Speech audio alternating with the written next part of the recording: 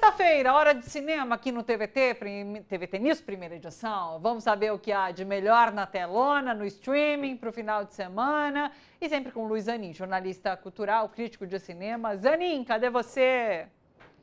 Falei, Eu sabe tô que... aqui, tá ali. Oi, o Zanin está se arrumando. Sabe que na terça-feira passada eu chamei Não, a tô Biazita, aqui. né? Falei, Biazita, cadê você? E daí eu lembro da minha filha, porque ela tá cantando pra tudo, né? Zanin, cadê você? Eu vim aqui só Eu tô pra te aqui. ver. Já tá aqui. Zanin, em São Paulo, ainda no Festival de Cinema. Isto. Correndo para lá e para cá.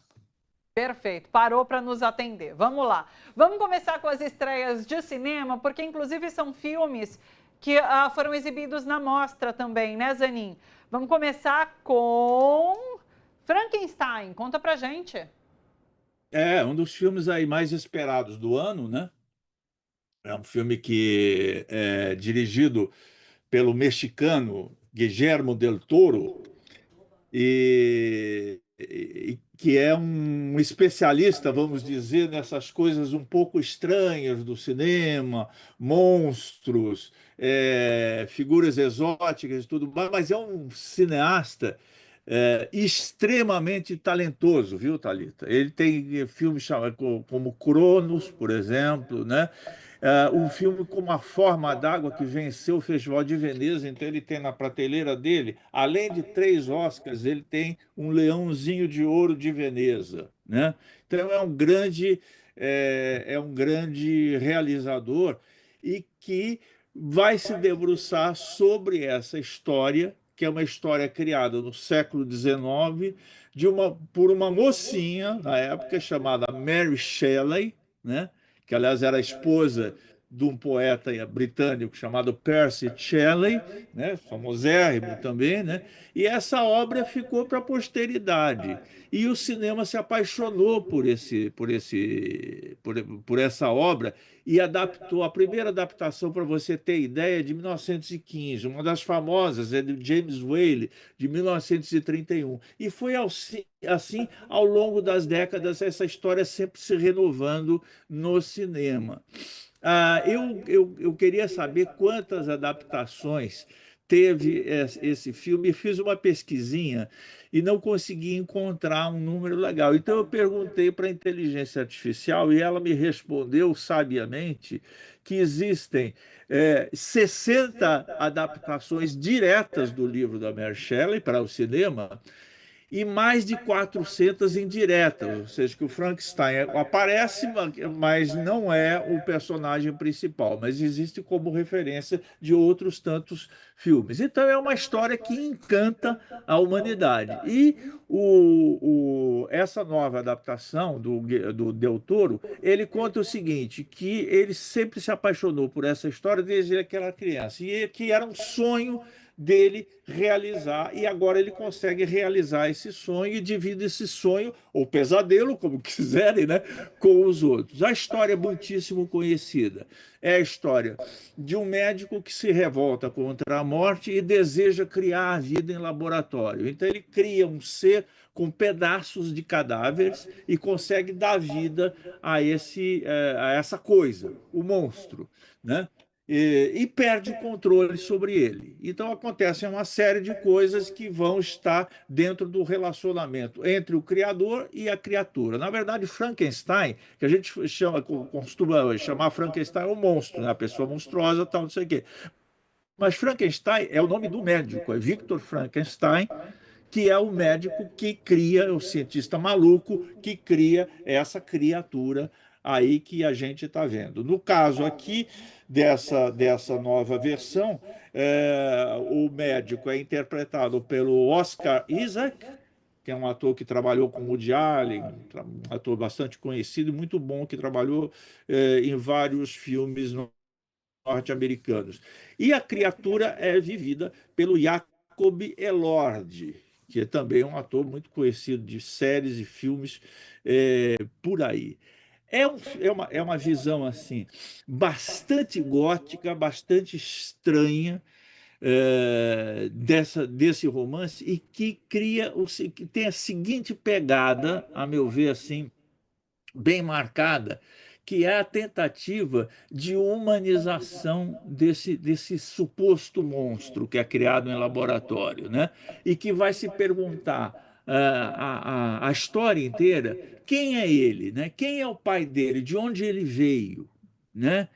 E quem, no fundo, é a figura monstruosa? Aquele que cria essa figura ou ela própria, né? São as perguntas que vão estar rondando essa história, que é muito bonita de acompanhar. É um filme de um visual suntuoso, muito bem feito, cheio de efeitos especiais, mas não aqueles efeitos especiais gratuitos, né? Eles estão a serviço da história que lá é contada e está já aí então disponível para o pessoal que queira ver nos cinemas. Eu recomendo para as pessoas que vejam numa boa sala de cinema, porque esse foi um filme feito para a tela grande. Você só aprecia ele mesmo com todas as suas qualidades num bom cinema, com bom som e tela grande. E, paradoxalmente, né, ele é produzido pela Netflix. Então, quem não quiser ir ao cinema, tiver paciência de esperar e não e ver esse filme numa tela menor, a Netflix já anuncia a estreia dele para o dia 7 de novembro. Então fica sendo também um filme que passou na mostra, que já está na sala de cinema, faz parte das estreias, e é a nossa primeira dica de streaming para o mês de novembro. 3 em 1 completo esse filme, muito bom. Vamos para a próxima estreia nos cinemas, exclusivamente por enquanto. Maurício de Souza, o filme, mas passou na mostra também, é isso? Passou na mostra, Thalita, e foi uma grande emoção para todos nós que tivemos o privilégio de estar lá na Sala Petrobras da Cinemateca. Sala Petrobras, eles montam só durante a mostra, no espaço livre, eles montam um cinema completo lá, maravilhoso, para mais de 600 lugares, entendeu? Ele é bem espaçoso e tecnicamente é perfeito, mas é provisório. Ele dura enquanto dura a mostra, depois ele é desmontado. Mas essa sala tem abrigado as grandes estreias da mostra, pelo tamanho dela, pela qualidade, porque a Cinemateca se tornou um point. Isso eu tenho que falar também, é uma coisa extra-filme, mas a Cinemateca, a gente que é cinematequeiro, né, que adora filme antigo e tudo mais, a gente estava acostumado aí a Cinemateca, sempre tem a meia dúzia de espectadores, algumas vezes mais, outras vezes menos. Agora virou um point da mostra. Virou um point, aquilo está lotado de gente, assim, muitos jovens, né? Eu suponho que descobrindo a existência da Cinemateca. Tomara que esse público fique também ao longo do ano. Bom, enfim, já falei demais sobre o ambiente, vamos falar sobre essa sessão. Foi muito linda, porque foi a estreia desse filme, que é um documentário sobre Maurício de Souza. Não sei se vocês lembram, quando eu comecei a falar sobre a mostra, eu disse que ele era um dos homenageados com um dos prêmios da mostra, né? E que o filho dele, na abertura da mostra, tinha ido receber pelo pai, que vai fazer 90 anos agora, né? E a nossa surpresa, nós que fomos à Cinemateca para ver o filme, foi que o Maurício em pessoa apareceu lá, em sua cadeira de rodas, mas apareceu para prestigiar esse filme Que feito legal. em sua homenagem. Foi uma coisa linda, os aplausos não paravam, as pessoas totalmente emocionadas, muitos jovens na plateia, crianças, porque o Maurício foi o criador de um universo que atravessa gerações. Isso a gente vê pelo filme. O filme é uma cinebiografia dele e que é interpretado pelo filho dele. O personagem dele, do Maurício, é interpretado pelo filho dele, que é o Mauro, um dos 10 filhos. O Maurício teve 10 filhos, né? E um deles é o Mauro, que é ator, né? E interpreta o pai.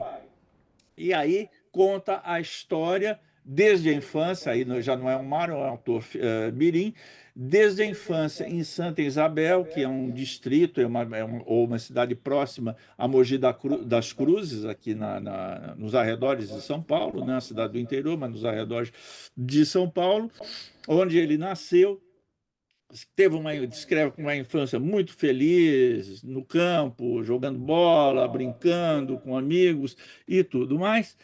E até que ele fica jovem e resolve vir para São Paulo em busca de uma oportunidade, que ele que já desenhava e ele queria viver dos desenhos dele. E é toda a trajetória dele quando ele consegue ingressar no jornalismo, mas não como desenhista, ele chega a ser repórter policial na Folha de São Paulo no começo de carreira dele, até que ele consegue ir colocando os desenhos dele e se torna um grande sucesso. Ele é criador de mais de 400 personagens, né? E já vendeu bilhões, literalmente bilhões de revistas pelo Brasil, principalmente, mas em vários outros países também. Então, é um caso de sucesso que é mostrado pelo filme. É um filme simples, um filme que não quer inventar nada, mas que transmite uma emoção muito grande e faz a gente ter ideia da grandeza do Maurício. E algumas sacadas a respeito da construção da obra dele, de como o Maurício construiu a obra dele através de personagens inspirados em pessoas reais que fizeram parte da vida dele. E tem uma passagem muito legal que eu quero contar, embora seja um pequeno spoiler, mas acho que dá um certo sabor aí para atiçar o apetite de vocês para verem o filme. Ele já está num estágio de vida em que os personagens dele fazem sucesso, ele está bem, ele já tem uma equipe trabalhando para ele, mas ele sente que ele tem um potencial para fazer mais sucesso ainda que ele não está fazendo. Ele mesmo fala na linguagem dele, ele não tinha conseguido dar o pulo do gato. E aí chega uma pessoa que trabalha com ele e fala: posso dizer para você por que você não deu o pulo do gato? Fala: pode, porque você é misógino. Diz que ele não sabia nem o significado da palavra. Ele foi ao dicionário procurar aquele que não gosta das mulheres. Ele falou: mas como não gosta das mulheres? Né? Ele falou com o colega, né? Eu adoro as mulheres, é que eu não sei, eu não tenho experiência do universo feminino para criar personagens, mulheres, né? E ele fica matutando aquilo. Como é que eu vou fazer? Eu não tenho experiência, eu não sei o que as mulheres pensam, não sei o que as mulheres sentem. E isso, Thalita, é o seguinte: a essa altura do campeonato, ele é casado, né? E ele tem 3 filhas. E ele não tem experiência do universo feminino. Quer dizer, bastava ele olhar ao redor dele e ouvir o que a mulher dele e as filhas tinham a dizer, e pronto. Ele tinha o universo feminino à disposição dele, e foi através disso que ele criou a personagem principal das histórias dele, que é Mônica, que é uma das filhas, e aquela menina super impositiva, agressiva, que com senso de liderança e tudo mais, que é a filha dele, e a outra garota, uma menina comilona, que é a Magali, que é sempre insaciável, que é sempre mais comida, doces, guloseimas. Tá? Então o universo dele estava à vista dele e ele não enxergava. Isso é uma lição para os homens. Muitas vezes a gente está rodeado de mulheres e não as enxergamos e não as escutamos. É muito bacana o filme por esse aspecto, principalmente. Que demais, como você disse, é um pequeno spoiler, mas que dá mais gosto de assistir o filme. Demais, sensacional. Tá nos cinemas, viu, pessoal? Maurício de Souza, o filme. Vamos agora trazer alguns destaques da Mostra de Cinema de São Paulo. E daí, assim, você separou uma lista e vou deixar com você para escolher a ordem deles, né? Porque são alguns. Então, tô com você. Qual você prefere começar? Bom, eu vou começar o seguinte, eu vou começar, nós estávamos do registro da emoção, então eu vou continuar um pouco dele para falar de um filme brasileiro que estreia, que estreou na mostra. Esse não estreou no cinema, esse é só na mostra mesmo, acho que ainda vai percorrer alguns festivais, antes de entrar no cinema, acho que entra no ano que vem, mas já fiquem atentos para esse filme que se chama Honestino, de Aurélio Miquiles, e que é sobre um personagem real, que é o Honestino Guimarães, estudante da Universidade de Brasília, que foi um líder estudantil, né, que foi morto e desaparecido pela ditadura militar com 26 anos de idade. Né? Esse filme feito pelo Aurélio, que foi colega do Onestino na Universidade de Brasília. O Aurélio é um diretor muito conhecido, um documentarista muito conhecido, que é de Manaus, da Amazônia, mas ele estudou na UNB e foi colega do Onestino e agora vive em São Paulo. Então, ele presta homenagem a esse colega dele, a essa importante personalidade da história brasileira, um dos mártires da ditadura, né? E faz um filme híbrido, em que tem a parte documental, várias pessoas que conviveram com o Onestino, de uma forma ou de outra, estão lá dando o seu depoimento, né?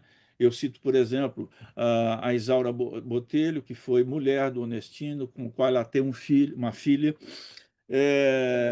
Zé Genuíno estava lá, presente na sessão. Foi muito emocionante a presença do Genuíno. É, e na parte que não é documental, a parte que é encenada do personagem, ele é interpretado pelo Bruno Galhaço, né? Aliás, nessa sessão, Thalita, tem várias pessoas muito conhecidas estiveram presentes. Essa sessão foi no espaço Petrobras de Cinema, acho que é rebatizado Petrobras agora, é espaço lá da Rua Augusta. O Almino Afonso teve lá, né? Do alto dos seus 90 e poucos anos, teve lá o Almino Afonso para prestigiar a estreia desse filme. O nosso querido amigo, o biógrafo do Lula, o escritor e jornalista Fernando Moraes, estava lá também. Então, um monte de gente conhecida. Eu tive o prazer de reencontrar um professor meu da filosofia USP, que eu não vi há muitos anos, que é o professor Sérgio Cardoso, que estava lá, que também conviveu com o Onestino, então dá depoimento no filme e estava lá nessa estreia. Então foi muito bacana, sala lotada, eu tive muita dificuldade para conseguir entrar, aplausos que não paravam, muita emoção nesse resgate da figura do Onestino num documentário que ele é muito bem feito do ponto de vista documental, de pesquisa, né, e de depoimentos e materiais inéditos, e é muito legal a reconstituição que o Bruno Galhaço faz desse personagem nas cenas, vamos dizer assim, entre aspas, ficcionais. São cenas verdadeiras, mas que são encenadas por um ator. Então, é um filme brasileiro aí, um filme político brasileiro, né, que eu recomendo muito que vocês vejam quando estrear. Quando ele estrear, a gente volta a lembrar aqui da existência deles. Só um detalhezinho, Thalita, que eu nem coloquei na nossa pauta, mas eu tenho que dizer também para vocês que começaram as sessões do Agente Secreto, o tão esperado filme do Kleber Mendonça Filho. Ele vai ter, acho que, 3 ou 4 sessões na mostra. Eu não sei se as pessoas vão encontrar ingresso, porque a procura por esse filme está sendo brutal, brutal. Você sabe que eu já vi esse filme, então eu nem me preocupei em procurar ingresso. E ele, para quem não puder pegar na mostra, já fica o aviso que ele vai estrear nas salas dia 6, aí a gente volta a falar. Bom, tem outros filmes brasileiros interessantes. Eu vi um filme chamado Eclipse, da Jean Sganzerla. A Jean é filha perdão, do diretor Rogério Sganzerla com a atriz Helena Inês, atriz e diretora Helena Inês. E aqui ela faz um filme, não é o primeiro filme da Dinha, já é uma diretora também que já tem uma certa carreira, esse é o segundo ou terceiro filme dela, e esse aqui é um filme de suspenso, em que ela interpreta, ela própria, Djin, interpreta a protagonista, que é uma astrônoma, a Cleo, que está grávida, vive um casamento aparentemente maravilhoso, mas aí, quando entra em contato com ela uma meia-irmã de origem indígena que ela tem, né, começam a aparecer uns problemas, não trazidos por essa irmã, mas essa irmã traz algumas revelações sobre a família que vão conduzir a essa personagem, Cleo, que é vivida pela própria Dijin, a uma zona de conflito quando ela está em estado de gravidez já bastante adiantado. É interessante a maneira como se desenvolve esse thriller, né? E que vai ter umas revelações que dizem respeito a temas contemporâneos que eu não quero adiantar para vocês. Outro filme brasileiro também é Dolores, do Marcelo Gomes. Esse filme tem uma curiosidade triste, porque é um roteiro que era para ser filmado pelo Chico Teixeira, que foi um grande cineasta brasileiro, mas que morreu precocemente. Então ele escreveu o roteiro e não chegou a filmar, deixou esse roteiro. E esse roteiro, então, é agora filmado pelo diretor pernambucano Marcelo Gomes, que é vastamente conhecido por quem curte o cinema brasileiro, é diretor de cinema Aspirinas e Urubus, e uma série de outros filmes aí de grande sucesso, vencedor de festivais. E aqui ele põe em cena uma figura, né, que é vivida pela Carla Ribas, que, aliás, já tinha sido atriz de um dos filmes do Chico Teixeira chamado A Casa de Alice, um filme maravilhoso do Chico Teixeira. E ela agora volta a trabalhar nesse roteiro, filmado já pelo Marcelo Gomes, e que ela é uma jogadora compulsiva, uma senhora de 65 anos, mas que é uma jogadora compulsiva e por isso entra em conflito com toda a família, que teme que ela perca a casa, que perca tudo no jogo. É muito bonita a história, muito cheia de conflitos, cheia de reviravoltas. Você nunca sabe direito para onde vai, nem como vai terminar a saga dessa mulher que tem realmente uma dependência, que é a dependência do jogo, que é um tema a essa altura também, infelizmente, atual no Brasil, com essa história das bets e tudo mais, né, da dependência que isso gera, acaba o filme tendo essa atualidade por causa disso, né?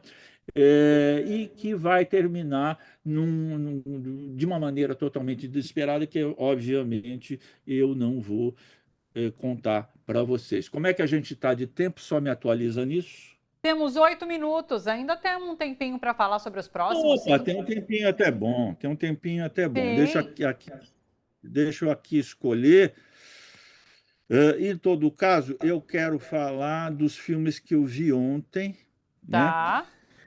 Que é Jovens Mães, que é um filme dos irmãos Dardenne. São irmãos belgas que sempre fazem os filmes juntos, e sempre filmes com pegada social, né? Então, eles pegam o desemprego na Europa, eles ganharam 2 vezes a Palma de Ouro, um deles com um filme chamado Rosetta, que é uma menina que fica uma jovem que fica desempregada e a vida dela vira um inferno porque ela não consegue se recolocar na sociedade depois que ela perde o emprego. É um filme maravilhoso. Esse aqui é, como diz o título, é explicativo. São mães muito jovens que ficaram grávidas e tiveram filhos muito jovens. Ele acompanha 5 histórias. É ficção, isso não é Tá. documentário. São 5 pessoas fictícias, mas que provavelmente foram baseadas em pesquisas que eles fizeram antes e que remetem a casos reais. E cada uma delas tem um dilema muito grande. Uma delas, por exemplo, é super apegada ao pai dessa criança, né? Que vai nascer, que nasceu, aliás, já, no caso, né? E ele não quer saber nada dela. Então ele a abandona e ela fica a ver navios. E ela ainda, por cima, é brigada com a única irmã que ela tem e não se relaciona com a família. Então ela fica numa situação terrível, né? Outra é filha de mãe alcoólatra, que quer muito ficar com ela, mas ela aí justamente não quer, porque sabe que a vida da mãe é muito tóxica para ela e será tóxica para o bebê também, porque ela não consegue. Essa mulher, ela é dependente química de álcool e de drogas, ela não consegue se recuperar. Então gera uma instabilidade muito grande. As histórias são desse tipo, ambientadas na cidade de Liege, na Bélgica. Eles têm um anteparo social para esse tipo de caso, que aparece no filme, que é absolutamente invejável, de suporte psicológico, material para essas moças e tudo mais. Mas é como se o filme nos dissesse também que nem mesmo nas sociedades mais adiantadas, nas quais existe esse tipo de suporte, eles não são suficientes para resolver o problema dessas meninas. Então, é um filme que te deixa muito comovido com essas histórias, porque essas meninas elas não têm ainda a experiência de vida, a maturidade para enfrentar adequadamente os problemas que se apresentam para elas. E elas se sentem e são muito solitárias, na verdade, porque tem que cuidar de uma criança que, desejada ou não, está sob a responsabilidade delas, né? E aí se mistura a questão do amor materno com as condições materiais desfavoráveis, pais ausentes ou tóxicos, então se cria todo esse problema. Então, é um filme que é muito bem dirigido. Esses caras têm duas palmas de ouro, eles são cineastas assim, da pesada, eles filmam sempre muito próximos das personagens, viu, Thalita? Como se fosse uma câmera documental que quisesse entrar na intimidade, entrar na subjetividade das pessoas. Isso te envolve muito como espectador. É um filme muito interessante. Outro que eu achei interessante também, meio mórbido, mas interessante, é chama-se O Desaparecimento de Josef Mengele. É um filme alemão do russo Kirill Serebrennikov. Ele segue a trajetória de um carrasco nazista, que foi encontrado, que acabou morrendo no Brasil. Quem é um pouco mais antigo vai se lembrar de quando foi descoberto os restos mortais desse cara. Até o Romeu Tuma se promoveu, era chefe de polícia na época, se promoveu à vontade com a descoberta e o reconhecimento desses restos mortais do Mengele, que acabou morrendo em Bertioga, em 1979. Bertioga, na época, pertencia ao município de Santos, hoje é município autônomo. Mas esse filme segue a trajetória de fuga do Mengele através de vários países da América do Sul, né, com a derrota da Alemanha na Segunda Guerra. Alguns nazistas fogem, entre os quais ele se torna o cara mais procurado. Ele vai para países como Argentina, Paraguai e acaba vindo para o Brasil. Ele é muito bem interpretado, né, por um ator alemão, né, Niels, que mostra um ser totalmente atormentado pela situação de fuga, pela derrota do seu país, derrota do seu projeto ideológico criminoso, né? Mas em nenhum momento é atormentado por qualquer tipo de arrependimento. Né? Então é até incômodo você ver o filme, mas é assim a anatomia de um tipo, de um ser humano desse tipo, assim, um criminoso, sádico, né, sem qualquer escrúpulo ético ou moral. Né? E é muito bem feito o filme. Esse russo Serebrennikov, ele é um cineasta que tem origem no teatro. Ele começou com teatro, foi para o cinema, ele acha soluções cênicas muito boas para contar suas histórias. Aí está mostrando na tela, o filme é em preto e branco, e apareceu aí a figura do Mengele. Né? Muito legal. Esse filme já tem estreia garantida também, para quem não quiser disputar ingresso na mostra, já está comprado pela distribuidora Imovision e vai estrear proximamente. O outro Perfeito. filme que eu vi, dá tempo de mais um? O último, pode ser, vamos lá. Esse é um filme muito que eu acho que é voltado à polêmica. É um filme chamado Sem Outra Escolha, No Other Chance, que é o título internacional dele, que é um filme da Coreia, do Park Chan-wook, que é um diretor muito conhecido dos cinéfilos. Ele dirigiu um filme chamado Old Boy, que ficou muito conhecido, ganhou prêmios e tudo mais. E aqui é um filme pancada político, sabe? É a história de um cara, de um funcionário exemplar de uma fábrica de papéis. Ele trabalha há 25 anos numa fábrica de papéis e de um dia para o outro ele é demitido, sumariamente. Ele ganha muito bem, ele comprou uma casa maravilhosa, ele tem uma esposa linda, filhos, cachorros, piscina em casa e tudo mais. De repente, o modo de vida dele fica completamente ameaçado. Ele não consegue arranjar outro emprego, né? Talvez por causa da idade ou por causa da sua saúde, das transformações industriais, né, que vão demitindo empregados e automatizando cada vez mais as fábricas, e ele